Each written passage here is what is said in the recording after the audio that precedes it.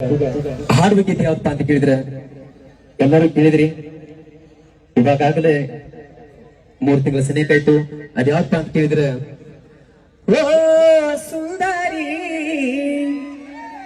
ನೀ ನನ್ನ ಬಂಗಾರಿ, ಮೆಚ್ಚಿ ಡ್ರೈವರನ ರೈತನ ಮಗನ ಬಿಟ್ಟ ಹೋಗ ಬ್ಯಾಡ ನೀನು ನನ್ನ ಎಂಬ ಗೀತೆ ಕೇಳಿ ಅಭಿನಯಿಸಿ.